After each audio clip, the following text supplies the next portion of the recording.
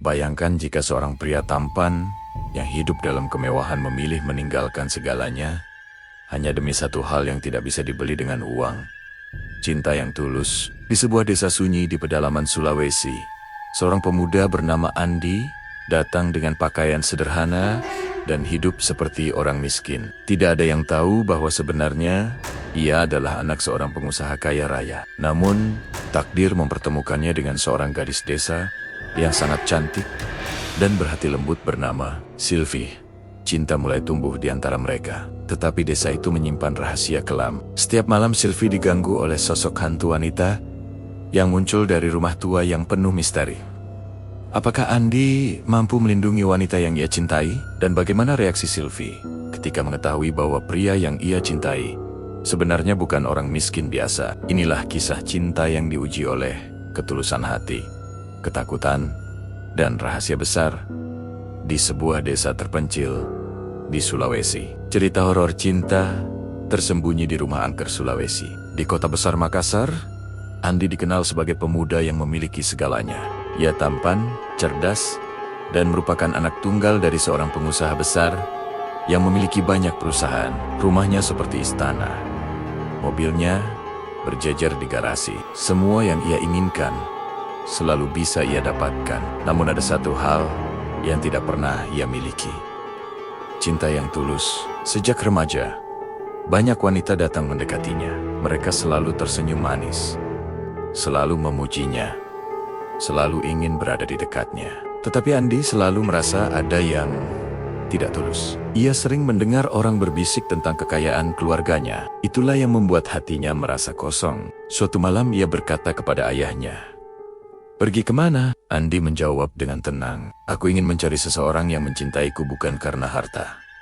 Ayahnya hanya terdiam.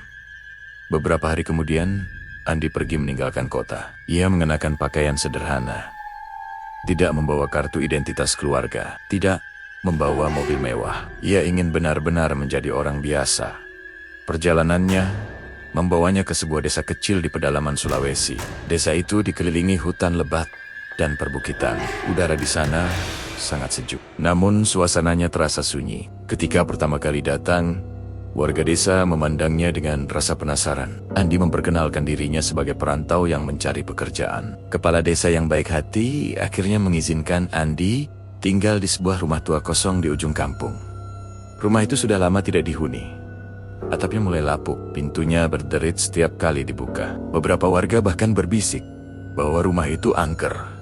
Namun Andi hanya tersenyum. Ia tidak terlalu percaya dengan cerita tersebut. Hari-hari pertama di desa itu, ia habiskan dengan membantu warga. Kadang membantu menebang kayu, kadang membantu di sawah, kadang membantu memperbaiki perahu nelayan. Warga mulai menyukai Andi karena sikapnya yang ramah. Suatu pagi yang cerah, Andi pergi ke sumur desa untuk mengambil air.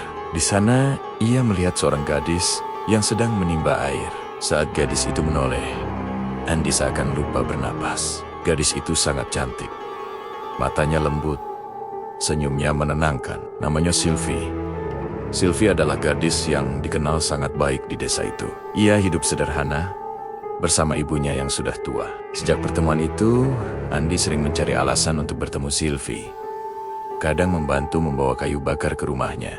Kadang membantu memperbaiki pagar rumahnya. Perlahan, mereka mulai sering berbicara. Andi merasa nyaman berada di dekat Sylvie. Yang membuat Andi semakin kagum adalah Sylvie tidak pernah tertarik pada kekayaan. Ia menghargai kerja keras dan ketulusan. Tanpa sadar, Andi mulai jatuh cinta. Namun, ada sesuatu yang aneh. Setiap kali malam tiba, Sylvie terlihat sangat gelisah. Wajahnya sering pucat. Matanya terlihat lelah. Suatu malam, Andi akhirnya bertanya. Sylvie terdiam lama, lalu dengan suara pelan, ia berkata, "Aku sering diganggu, Andi Menherjit." "Diganggu siapa?" Sylvie menatap ke arah hutan di belakang rumahnya. "Hantu." Ia mulai bercerita. Sejak beberapa bulan terakhir, ia sering mendengar suara aneh setiap malam. Kadang suara langkah kaki di atap rumah. Kadang suara wanita menangis. Kadang pintu rumahnya terbuka sendiri. Yang paling menakutkan adalah ketika ia melihat sosok wanita berambut panjang, berdiri di bawah pohon besar di dekat rumahnya. Sosok itu selalu menatap rumahnya. Andi merasa merinding mendengar cerita itu. Namun ia tidak ingin Sylvie terus hidup dalam ketakutan.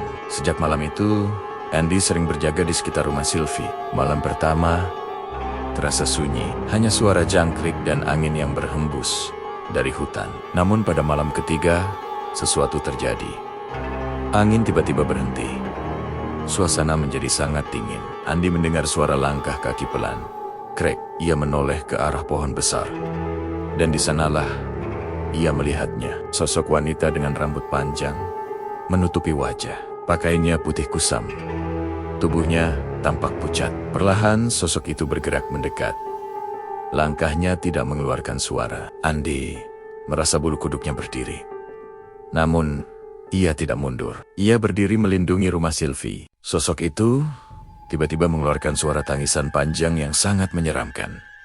Angin kencang tiba-tiba berhembus. Daun-daun pohon berterbangan. Andi membaca doa dengan suara keras. Sosok itu berhenti bergerak, lalu perlahan menghilang dalam kegelapan. Keesokan harinya, Andi mulai mencari tahu sejarah desa itu. Ia bertanya kepada orang-orang tua. Akhirnya, ia mengetahui cerita kelam. Puluhan tahun lalu seorang gadis desa pernah tinggal di rumah tua, tempat Andi sekarang tinggal. Gadis itu sangat cantik. Namun, ia dikhianati oleh pria yang ia cintai. Pria itu meninggalkannya demi wanita lain. Karena patah hati, gadis itu mengakhiri hidupnya di dekat pohon besar di belakang rumah. Sejak saat itu, arwahnya sering muncul. Banyak orang percaya arwah itu masih dipenuhi dendam. Andi mulai mengerti. Mungkin arwah itu masih terjebak dalam kesedihan. Suatu malam, Andi berdiri di bawah pohon besar itu. Ia berkata dengan suara tenang, "Aku tahu kau pernah terluka, tapi Sylvie tidak bersalah. Jangan ganggu dia lagi." Angin malam berhembus perlahan. Tiba-tiba, sosok wanita itu muncul di depannya. Namun kali ini, ia tidak terlihat marah. Hanya berdiri diam. Andi menatapnya tanpa rasa takut. Beberapa detik kemudian, sosok itu perlahan menghilang. Anehnya sejak malam itu, gangguan terhadap Sylvie berhenti. Desa kembali tenang. Hubungan Andi dan Sylvie semakin dekat. Sylvie jatuh cinta pada Andi karena keberanian dan ketulusannya. Namun suatu hari sesuatu terjadi yang mengubah segalanya. Sebuah mobil hitam mewah masuk ke desa. Beberapa pria berpakaian rapi turun dari mobil itu. Warga desa berkumpul karena penasaran. Pria-pria itu bertanya tentang seseorang. Mereka mencari Andi. Ketika Andi datang, mereka langsung menunduk hormat. Warga desa terkejut.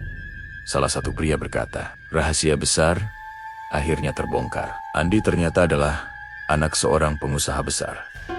Sylvie merasa sangat terkejut. Ia bahkan sempat merasa Andi telah membohonginya. Namun, Andi menjelaskan semuanya dengan jujur. Ia datang ke desa itu hanya untuk mencari cinta yang tulus. Dan ia menemukannya pada Sylvie.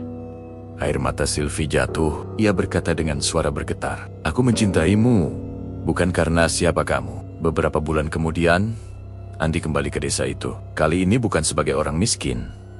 Ia datang dengan keluarganya. Ia membeli rumah tua yang dulu angker. Rumah itu direnovasi menjadi rumah yang indah. Ia juga membantu membangun jalan desa dan sekolah baru. Dan di desa kecil di Sulawesi itu, kisah cinta mereka akhirnya berakhir bahagia. Rumah yang dulu penuh ketakutan, kini berubah menjadi rumah yang penuh cinta. Pesan moral cerita. Pertama, cinta sejati tidak pernah melihat harta kekayaan, tetapi melihat ketulusan hati dan kejujuran seseorang. Kedua, keberanian untuk melindungi orang yang kita cintai adalah bentuk cinta yang paling tulus. Ketiga, masa lalu yang penuh luka tidak seharusnya membuat kita terus hidup dalam dendam. Keempat, kejujuran pada akhirnya akan selalu membawa kebahagiaan yang sebenarnya. Menurut kalian, apakah Andi melakukan hal yang benar dengan menyamar menjadi orang miskin demi mencari cinta sejati? Jika kalian berada di posisi Sylvie, apakah kalian akan tetap mencintai Andi setelah mengetahui rahasia besarnya? Dan apakah kalian percaya bahwa cinta sejati bisa mengalahkan ketakutan, bahkan terhadap hal-hal gaib?